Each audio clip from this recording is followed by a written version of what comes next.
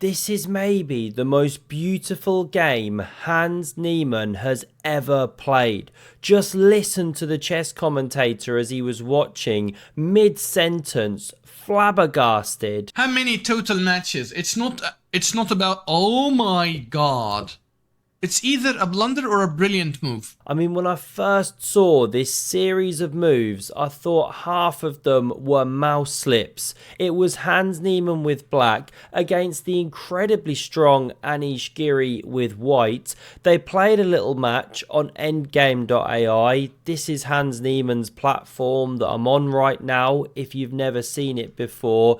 This is midway into the match. This is Giri going d4 here. They both get 3 minutes each, plus 2 seconds a move.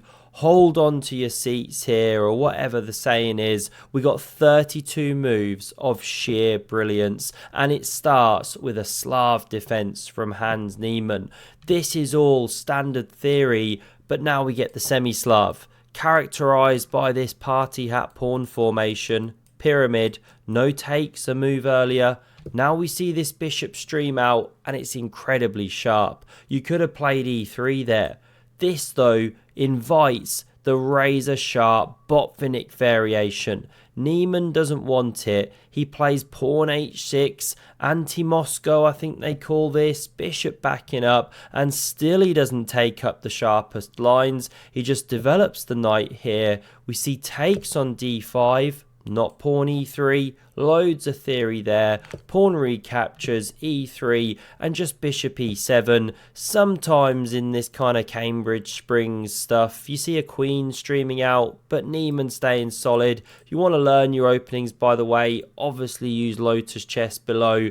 The link's incredible because it takes you to the site that's free to get started. They do end games too, and I'm even catching up with them tomorrow. A brand new feature on the way. They're going to talk me through it. Just past 500,000 downloads. The stuff they are doing over there is incredible. Do check it out.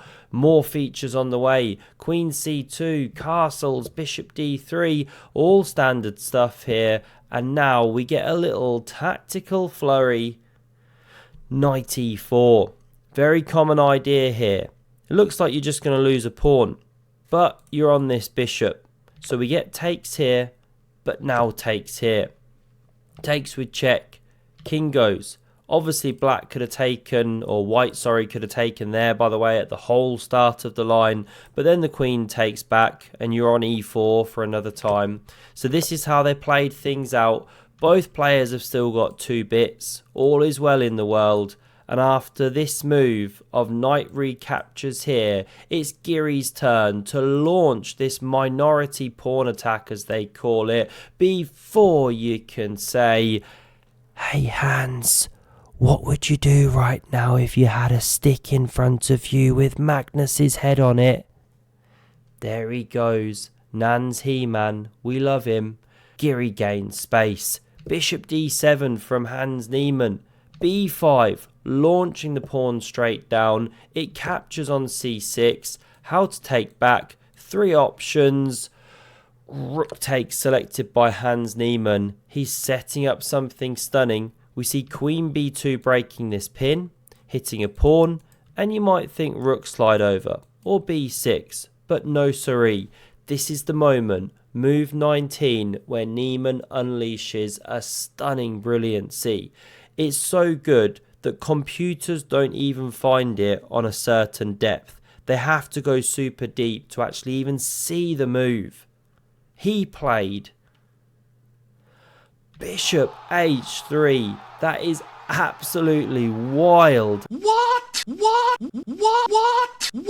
It does not belong on that square. Niemann's rewriting the rules of chess over here. What happens if you capture? We're going to find out. Giri takes in the game. If you ignore it, say you take the pawn, that was your threat. Then there's queen g4. Whoops, that wasn't what I meant to do. Queen g4, and because you're threatening mate, you have to do this, and then you checkmate on this square. Unavoidable. So of course you can't, after bishop h3, just ignore it. Not completely anyway. If you ignore it with the correct move, and allow the bishop to slide back, it's okay. But we won't go down those rabbit holes. The bishop was captured. Naturally, why has that gone grayed out? Like this, that's the one. Black to move, queen takes was played in the game, and the threat here is knight g4 to then look to checkmate on the h2 square, and there could be themes of this rook sliding to g6 once the knight moves. But of course consider there's a bishop on that square right now. When we put all of these themes together, white's trying to cover the knight hop, and that's why Giri plays f3.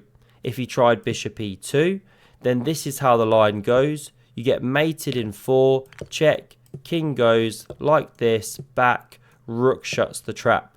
So trying to cover with bishop e2 does not cut it. f3 played.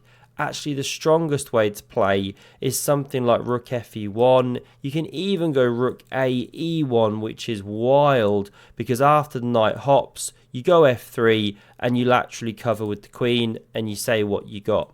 You don't even care if the e3 pawn drops with the knight. Too deep. Let's stay with what was played. f3 to cover g4, but it actually plays into Niemann's attack here, because he can crash through on e3 with the rook. So yes, you covered g4, yes, you opened the queen laterally, but there's new problems. This rook pressures the bishop. Best here is actually knight e2. Give the bishop, then go knight f4, win back an exchange, and play from there. Very complicated. In the game, we saw rook ad1 to cover the bishop, natural. Knight h5 from Hans Niemann, bringing this piece into the attack once more. And after knight e2, covering the square, best move, Niemann now unleashes the second of his 3 brilliancies in this game. What do you think he played here to continue the attack? Rook takes on d3. Stunning, removing the defender of this g6 square, so that he can now land a check. We see king f2. If king h1, you get mated on the spot. So we saw king f2. Now, the third brilliant move to continue the game here, bringing all the forces into the attack. What do you think Hans Niemann played? The move to go for knight f4. Absolutely stunning game here. You could have checked down here with queen or rook or something, but the king runs away and you're living to fight. So in the game we saw the knight come here. What's the point after knight takes? We're about to see. What if white tried to run with the king or something? Then you lose a rook. Run this way, well, you lose a rook and check and the queen. What other moves have we got to try here? I'm not sure. This is basically the main reply, the main defense. Not sure why it keeps graying out. This is what was played in the game here. Getting used to this board. You hit the queen, you hit the rook, you defend your own rook here. How to proceed? It's queen takes on h2 check. And you can't intercept with the knight, or simply queen or rook takes. And the minute that the king moves away, which it duly did, the loose queen on b2 drops off the board. The entire point of this attack, get mated or lose a ton of material. So Giri took here with check, f3 captures here, and when we take stock of the position, it's 2 rooks versus queen, but also 3 pawns for Hans Niemann. It's an overwhelming material advantage. You could take on a2 and swap prisoners, but here we see Niemann go for this. Hit the rook, keep it tricky. Rook f2 was played. The queen checked from g5. King e2 on the board, and b6 simply calmly played. Rook hitting a new file. Queen h4. And although it looks like white has a few threats, check, king steps up. Dream of bringing the second rook in one day if you could move a pawn. It's actually black that's killing it, because this pawn's now loose. These ones could run. Over here, you've got the potential to create a passed pawn. The king's exposed. So Niemann is completely winning on the board. And in this position, he won on time. Geary out of it down the bottom here, as we can see. Niemann still over a minute on the clock. He trounced Danish Geary in this game and in the match, really. 9.5 to 3.5. Very one-sided. What a phenomenal game this was. Hope you loved it. Have a look at the video on screen if you want to see a Magnus game against a strong opponent. Unbelievable stuff. And I hope to see you again soon. Cheers.